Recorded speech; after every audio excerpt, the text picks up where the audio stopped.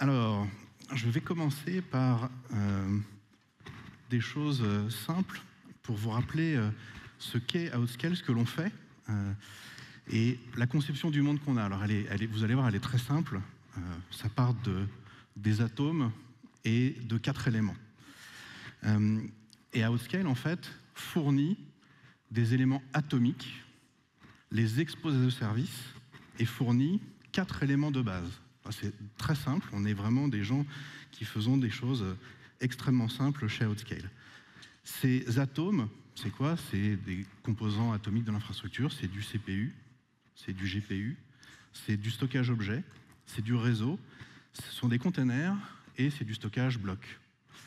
Et ces containers, ces stockages blocs, ces éléments atomiques permettent, quand ils sont raffinés, de supporter, de propulser des éléments qui sont les 4 éléments de base que l'on fournit autour de l'intelligence artificielle, de la RegTech, de l'orchestration et du management de la donnée. Donc c'est vraiment ça que nous faisons au niveau technologique chez Outscale.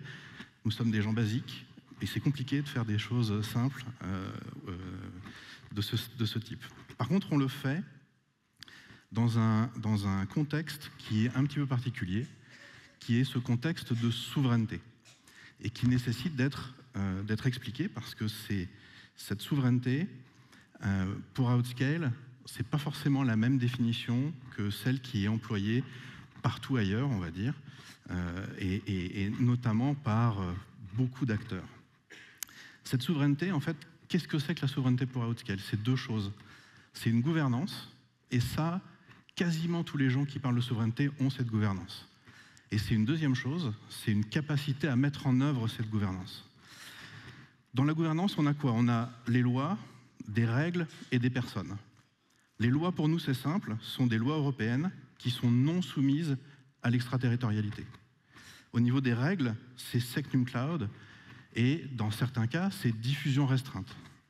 Et au niveau des personnes, ce sont des personnes qui sont basées en Europe, qui sont des employés à Outscale, qui sont non soumis aux executive orders américains notamment, mais ça peut être d'autres pays. Juste un petit rappel de ce qu'est un executive order. C'est un ordre qui vient, par exemple pour les États-Unis, du président des États-Unis, qui ordonne à un citoyen, sous peine de déchéance de nationalité, de faire quelque chose. Par exemple, ça peut être de copier une donnée ou de ne pas travailler pour une entreprise chinoise. Ça a été utilisé, c'est utilisé en ce moment par les États-Unis dans la guerre commerciale qui est en cours. Nous ne sommes pas soumis aux executive orders. Et c'est dans un certain nombre de cas des habilitations, où on va respecter le processus d'habilitation du pays dans lequel on va exploiter, et en l'occurrence ici la France. En termes de gouvernance, c'est l'orchestration. Et l'orchestration, notre façon de le mettre en œuvre, c'est TinaOS, c'est développé par Outscale. Donc c'est vraiment une maîtrise forte de cette technologie-là. On est maître de notre destin, on dépend de personne sur le sujet. Et il n'y a aucune dépendance de tiers. Ça veut dire que qui que ce soit veut nous nuire ou veut influencer sur ce que l'on fait, nous avons notre destin en main. En termes de gouvernance, c'est évidemment la virtualisation revêtant plusieurs aspects. Nous, on a choisi d'avoir un hyperviseur de virtualisation et tout ce qui nous permet de mettre en œuvre cette virtualisation autour de composants qui sont 100% open source. Le code est disponible, il est vérifiable, opposable, on utilise des versions communautaires, c'est KVM, c'est QEMU, c'est Kubernetes. Tout ça est totalement transparent et vérifiable et le code est disponible. Et en termes, à nouveau, de gouvernance, c'est du compute, du network, du stockage, des data centers et des investissements. Alors on entend beaucoup de choses autour de ces sujets-là. Le compute, effectivement, c'est un peu plus compliqué d'avoir des processeurs français ou totalement souverains. Donc comment on fait pour régler cette problématique-là, ou en tout cas limiter le risque? On a plusieurs fournisseurs de plusieurs types de technologies, et on s'assure que systématiquement, on a toujours 2 chemins autour de nos solutions de calcul. C'est aussi le cas sur le réseau, c'est aussi le cas sur le stockage. Et sur les data centers, gérer un data center, c'est un métier qui est particulier. Vous le savez, Outscale n'est pas propriétaire de ces data centers. On utilise des partenaires data centers. ce qui ne pose pas de problème en termes de souveraineté, parce que les murs, dans la plupart des cas, n'ont pas d'oreilles. Ça peut arriver, mais en tout cas, la plupart des cas, ce n'est pas le cas. Et n'ont pas non plus d'adresse IP. Donc on peut utiliser des murs de data center qui sont physiquement dans un pays, en France en l'occurrence, qui répondent aux lois françaises. Et on s'assure aussi que dans cet écosystème de multi-fournisseurs de data center, on ne repose pas que sur un seul, on a à minimum un Français, ce qui nous permet aussi de monter dans les couches de souveraineté si jamais on a besoin de le faire avec cet acteur-là. Et enfin, en termes d'investissement, ce sont des capitaux d'Assosystème. On ne dépend pas d'un investisseur extérieur pour faire les investissements qui sont les nôtres. C'est ça la souveraineté pour Outscale. Un petit rappel sur la mise en œuvre de cette souveraineté et de ce que fait Outscale depuis 15 ans maintenant. Création en 2010, on a été le premier à être qualifié SecNumCloud en 2019. On a ouvert un certain nombre de régions, donc on est présent au Japon, on est présent aux États-Unis, on est présent côte Est, côte Ouest, et sur l'année 2024-2025, on est passé, on va dire, à l'échelle, sur l'ensemble de toutes nos solutions, de toutes nos offres. On a plus de 100 000 serveurs hébergés aujourd'hui dans le cloud d'Outscale, et on continue de déployer un certain nombre de data centers un peu partout dans le monde. Vous avez ici les points de présence d'Outscale. Il y en a un certain nombre que l'on exploite avec notre infrastructure, et d'autres, pour les besoins d'Assosystème, ça ne va pas concerner les clients externes, on va mettre en œuvre des solutions de Outscale dans les data centers d'autres acteurs. Par exemple, on utilise AWS ou on utilise China Telecom lorsqu'on a besoin d'aller en Chine, par exemple. On ne va pas avoir nos propres data centers en Chine lorsque c'est nécessaire. Donc là, vous avez cette carte de l'ensemble des points de présence et des data centers sur lesquels nous exploitons nous-mêmes nos propres infrastructures. On est totalement transparent sur les emplacements et les endroits où on est présent. Qu'est-ce qu'on a fait en 2025 ? Alors déjà, on a une croissance de 40% à peu près de nos revenus, ce qui se traduit d'un point de vue technique par une croissance qui peut être, dans certains cas, pour les cas les plus extrêmes, de 10% par mois sur certaines régions. On a des plateformes, des régions qui vont croître de 100% dans l'année, mais au global, on a une croissance de 40% de nos revenus et de 40% de nos usages, ce qui est à peu près logique entre le revenu et les usages. On a ouvert une troisième AZ SecNumCloud, on a ouvert une troisième AZ Europe, non SecNumCloud également. On est en train de doubler notre capacité de data center. On va déployer là en ce moment et dans les 18 prochains mois à peu près 10 MW de puissance de data center. On déploie des GPU en permanence. On va probablement dépasser on va dire plusieurs milliers de GPU d'ici la fin de l'année 2025. Sur les réalisations 2025 également, on va mettre en place la RegTech Experience, Fund Compliance et Fund Regulatory Information. Philippe en a parlé tout à l'heure. OKS est déployé. Il est multi-AZ sur les workers aujourd'hui. Et vous allez voir qu'on va finaliser cette capacité multi-AZ aussi sur le control plane pour l'année prochaine. On a déployé les LLM as a service. On a mis aussi en production tout ce qui tourne autour du Secure Boot, du BIOS UEFI, qui permet de faire tourner des OS, notamment, qui nécessitent des preuves de sécurité, et c'est faisable désormais sur Outscale. On est en train de mettre en œuvre, on a mis en œuvre du chiffrement OS avec des clés qui sont pour le moment à la main d'Outscale, et vous verrez aussi que ce sujet-là va évoluer dans l'année qui vient. On vient de finaliser notre audit SOC 2 type 1. SOC 2, juste pour vous redonner ce que c'est, les audits qu'on a habituellement, qui sont autour de ISO 27001, sont des audits qui permettent de regarder le système de management de l'entreprise et de projeter l'exécution de ce système de management dans le futur. SOC 2, c'est différent, ça permet de regarder si ce qui était promis a effectivement été réalisé au cours de la période passée. Donc c'est complémentaire de ce qui est fait sur ISO ou de ce qui est fait sur Secnum, mais ça permet de vérifier dans les faits qu'effectivement, on a bien mis en œuvre ce qu'on avait promis qu'on mettrait en œuvre. Donc on vient de réaliser l'audit SOC de type 1. C'est un rapport qui est non public, au sens il n'est pas disponible pour l'ensemble de tout le monde, mais il est disponible pour tous nos clients. Et donc, demandez-le à vos points de contact au sein d'Outscale si vous souhaitez voir ce rapport-là. Il permet de voir les 53 familles de contrôle qui sont dans SOC 2 et de voir si effectivement on a répondu à cette exigence de vérification. Et donc, si je vous dis que vous pouvez le demander, c'est qu'il est correct comme rapport. On a mis en œuvre aussi des zones à régime restrictif, donc ce qui permet d'aller aussi un peu plus loin en termes de sécurité. Et on va mettre en œuvre ce qu'on appelle la zone à régime restrictif virtuelle. Et qu'est-ce que c'est? En fait, l'idée, c'est de préparer des guides de bonne pratique sur la base de l'expérience que l'on a avec les clients qui ont mis en place des zones à régime restrictif. C'est d'avoir des composants qui sont prêts à l'emploi et pré-validés sur tout ce qui va tourner autour du diffusion restreinte. C'est quelque chose qu'on fera l'année prochaine également. C'est de fournir une méthodologie pour accompagner les homologations de nos clients. Ce n'est pas une promesse que ça va être homologué. L'homologation, elle ne dépend pas de nous. Hein. C'est des agences ou le client qui en est responsable. Mais on va fournir tout ce qui permet, tout ce qu'on peut fournir le plus possible pour permettre à nos clients d'aller dans cette démarche-là, et notamment ces guides de bonne pratique et ces composants qui sont prévalidés ou qu'on connaît, dont on connaît effectivement la capacité à répondre aux besoins.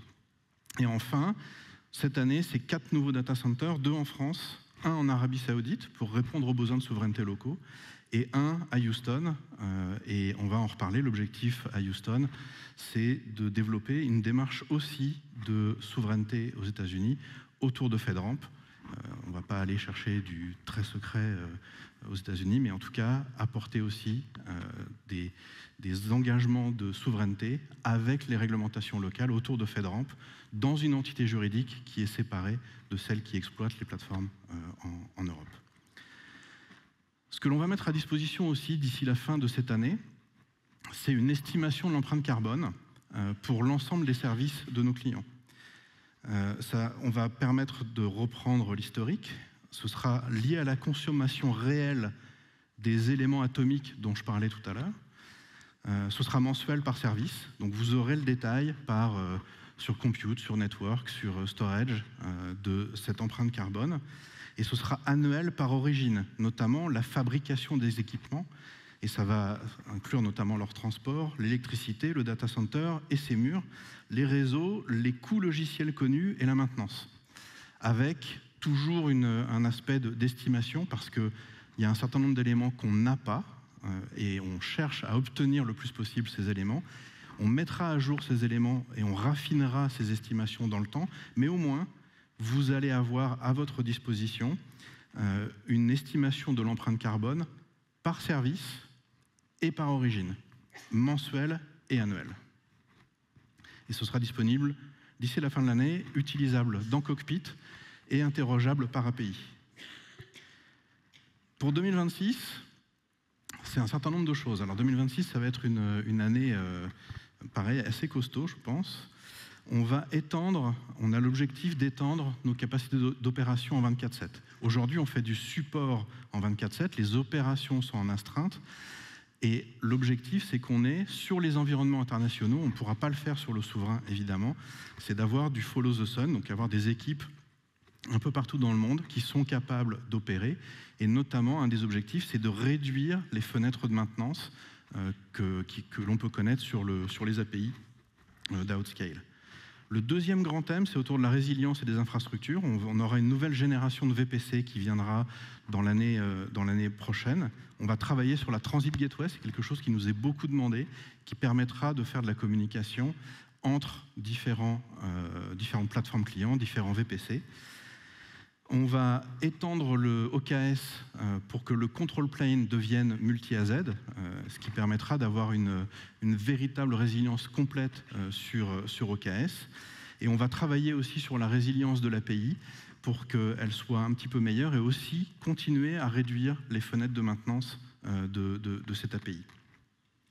En termes de sécurité, ça va être autour du chiffrement. On va mettre à disposition des clés et une capacité à gérer des clés pour le compte de client, ce qui fait que vous pourrez avoir vos propres clés.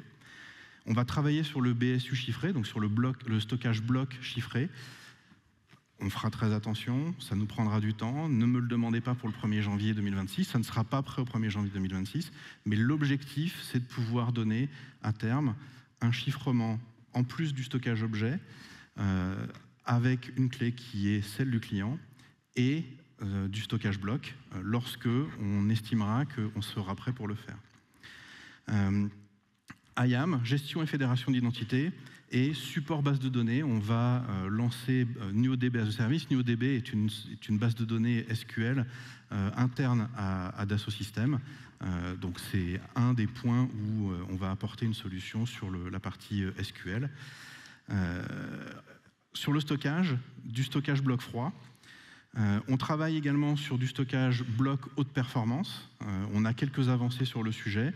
L'objectif, c'est qu'on ait à disposition, courant d'année 2026, ce stockage froid pour le parti objet. Et probablement en bêta, on verra ce qu'on est capable de faire sur la partie haute performance bloc. Observabilité, service d'observabilité as a service. On ouvrira le cloud US et Arabie Saoudite souverain en 2026. On est en train de le déployer en 2025. Sur l'IA, on en a beaucoup parlé. Ce que l'on va faire, c'est notamment de mettre à disposition la plateforme, le chat, et ça va être construit sur nos acquis, c'est-à-dire une infrastructure souveraine avec les containers de Mistral, des serveurs et des GPU qui sont qualifiés en commun par Mistral et par Outscale, et ça veut dire qu'on est capable d'assurer un support de bout en bout. La plateforme, c'est le socle commun et unique au déploiement des modèles d'IA chez Outscale.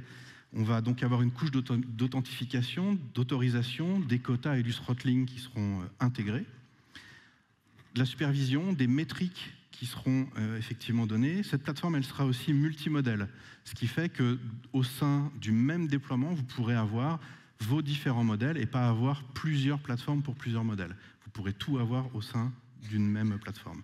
Ça supportera aussi les modèles multimodaux et ça continuera d'inclure les modèles optimisés et supportés Mistral, c'est-à-dire les modèles close weight, qui nécessitent globalement 2 fois moins de ressources GPU pour le même résultat ou des résultats même plus rapides que les modèles open source. Et d'où l'intérêt en fait d'avoir ces modèles closed weight qui permettent d'avoir une meilleure optimisation de la ressource et donc une empreinte carbone qui est plus basse. Et à terme, on intégrera et on ajoutera la gestion des datasets et une capacité de tuner les modèles. Et les 2 autres, affichage de carbone footprint dans Cockpit et API, j'en ai parlé. Et l'innovation, Philippe a commencé à dévoiler ça tout à l'heure. Donc, je passe tout de suite au quantique du quantique et à ce que l'on va faire autour du quantum. Voilà. Petite animation. Donc, ce que l'on va faire autour du quantum, la problématique du quantum, c'est que c'est un sujet d'énorme buzz. Si on lit et si on écoute tous les acteurs du quantum, grosso modo, la suprématie quantique, ça fait 3 ans que tout le monde l'a.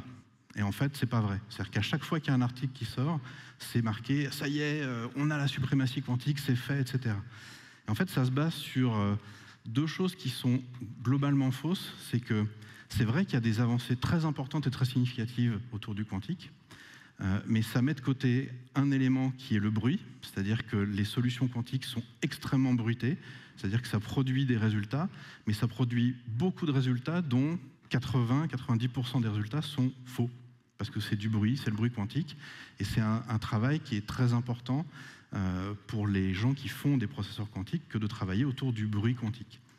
Et le deuxième aspect, c'est que ces solutions-là, en fait, sont des solutions en réalité de laboratoire. La plupart des solutions nécessitent d'être recalibrées quasiment en permanence, c'est-à-dire quasiment après chaque calcul, vous devez recalibrer. Et le recalibrage En fait, c'est un ingénieur qui va le faire, c'est une personne. Donc ça veut dire qu'il doit être à côté du processeur quantique.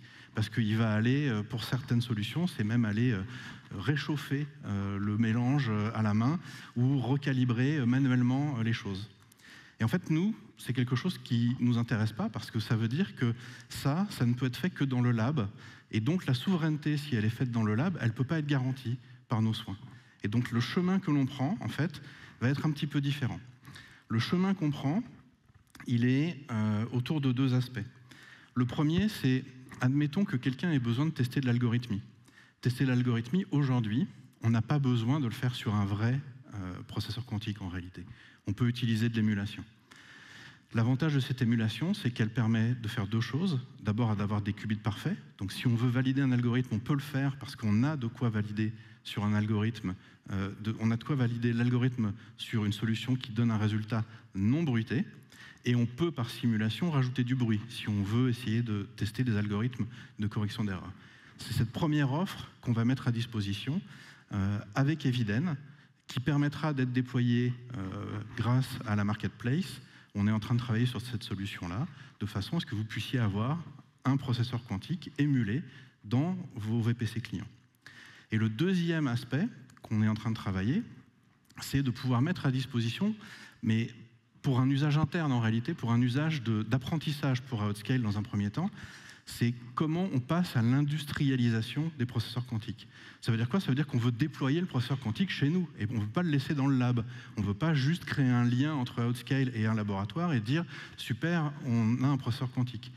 Donc oui, on est plus lent peut-être que la plupart, mais parce qu'en fait, si on revient à notre notion de souveraineté, nous voulons assurer cette capacité à mettre en œuvre la souveraineté aussi sur le processeur quantique. Donc on va travailler avec IQM pour mettre un composant IQM qui est peut-être pas celui qui a le plus de qubits au monde dans un de nos data centers, mais il a 2 avantages. C'est que, un, il vise l'industrialisation, et donc pour nous, c'est important parce qu'on va préparer ce que seront les processeurs quantiques de demain avec l'aide d'IQM.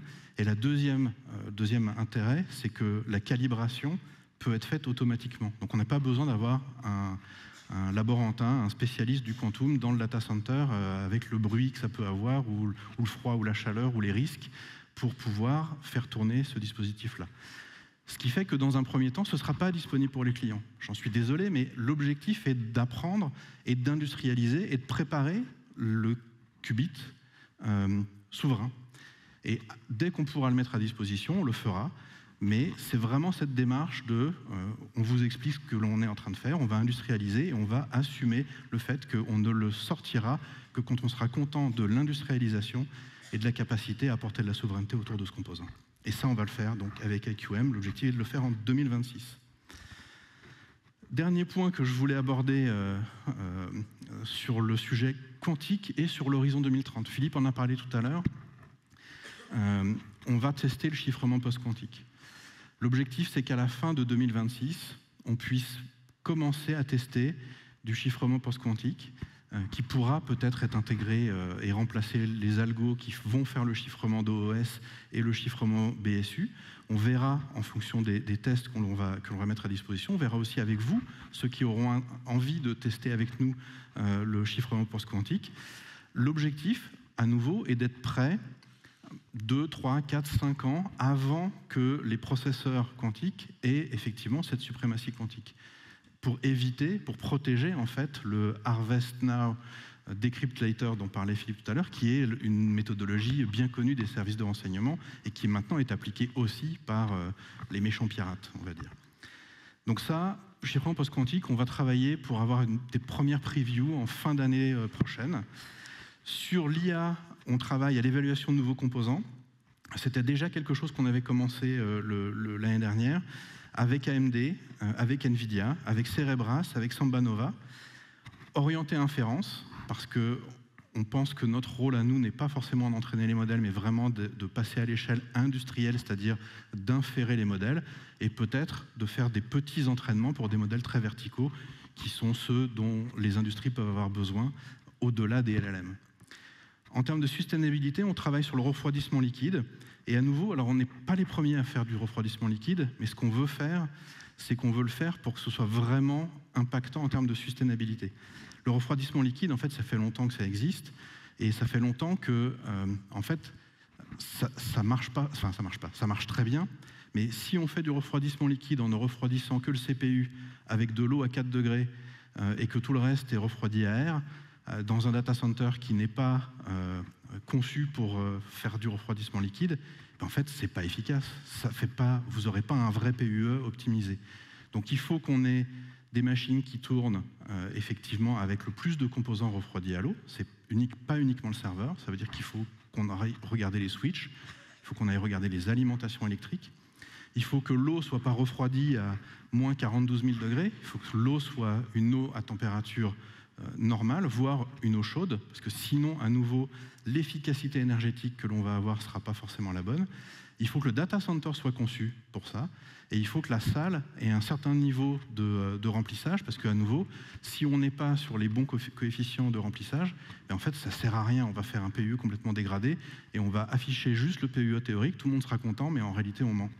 C'est pas ça qu'on veut faire. Donc on va rentrer dans des phases de test à mesure que ces technologies-là progressent et qu'on peut rentrer dans de l'eau chaude et dans des dispositifs qui sont conçus de bout en bout pour faire du DLC. Et enfin, sur le stockage objet, stockage j'en ai parlé, haute performance, stockage bloc, j'en ai parlé également, et c'est ainsi que se conclut cette vision technologique pour fin 2025 et l'année 2026. Et je vous remercie de votre attention.